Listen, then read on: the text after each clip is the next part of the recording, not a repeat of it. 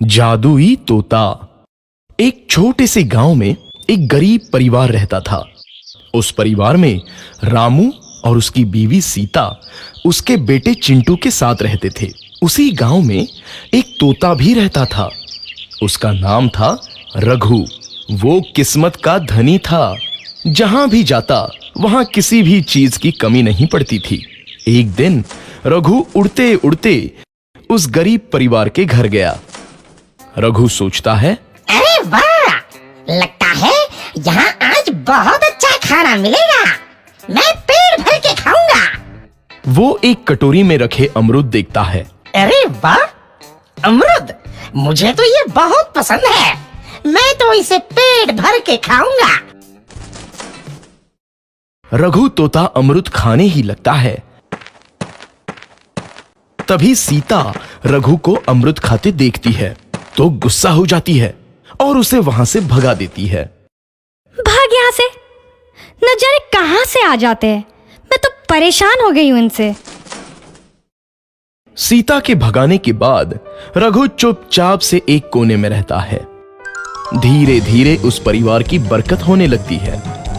एक दिन रामू और सीता खाना खाते वक्त बातें करते हैं। आजकल हमारी बहुत तरक्की हो रही है, काम भी अच्छा चल रहा है। रामू कहता है। इस पर सीता कहती है, सच कहा, भगवान हमेशा ऐसे ही हम पर मेहरबान रहे। बेटा चिंटू भी कहता है, पिताजी, मुझे खिलौना लेके दो ना, मेरे सभी दोस्तों के पास है।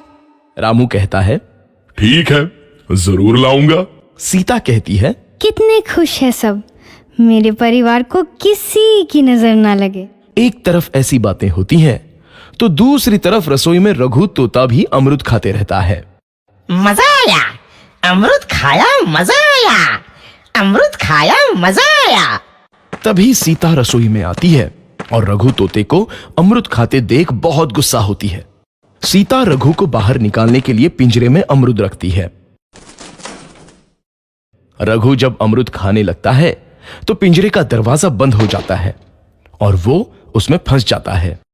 मुझे बाहर निकालो, मैं यहाँ फंस गया हूँ, मुझे बचाओ। अगले दिन सीता पिंजरा उठाकर बाहर दूर उस रघु को छोड़ देती है। रघु के जाते ही उनके घर आई बरकत धीरे धीरे कम हो जाती है। उन्हें बहुत घाटा होता है। सीता कहती है, ये क्या हो रहा है, अचानक इतना कैसे बदल गया? अभी तक तो सब कुछ अच्छा चल रहा था। रामू कहता है, लगता है भगवान हम पर रूठ गए हैं। चिंटू भी कहता है, लगता है अब मुझे खिलौने भी नहीं मिलेंगे। और वो रोने लगता है और बाहर चला जाता है।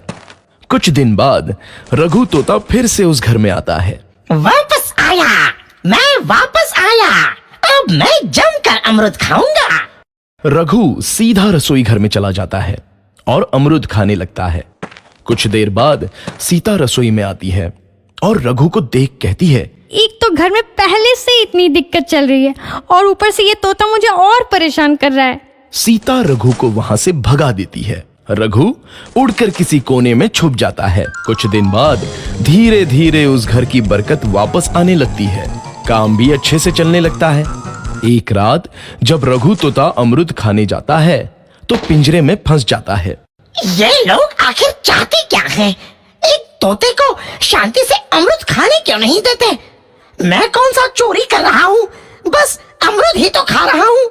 तभी रामू वहां आता है और पिंजरे में रघु तोते को देख उसे बाहर छोड़ देता है। ये तोता भी कितना जिद्दी है, बार बार वापस आ जाता है। जैसे ही रामू रघु को छोड़ देता है, अगले दिन से फिर से उनके घर की बरकत जाने लगती है। काम में घाटा होता है। किसी को समझ नहीं आ रहा था कि ऐसा क्यों हो रहा है। रघु तोता घर आता है तो अचानक बरकत आती है और जब रघु तोता को बाहर निकालते हैं तो बरकत चली जाती है। एक दिन सीता रघु तोते के घर आने और बाहर जाने की स्थिति पर नजर रखती है।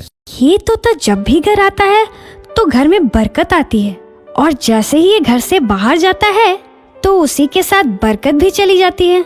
कहीं ये जादुई तोता तो नहीं है? अगली बार जब ये तोता घर आएगा तो मैं इसे कहीं नहीं जाने दूंगी। सीता रघु का बहुत इंतजार करती है, लेकिन रघु तोता दोबारा उस घर में कभी नहीं आता।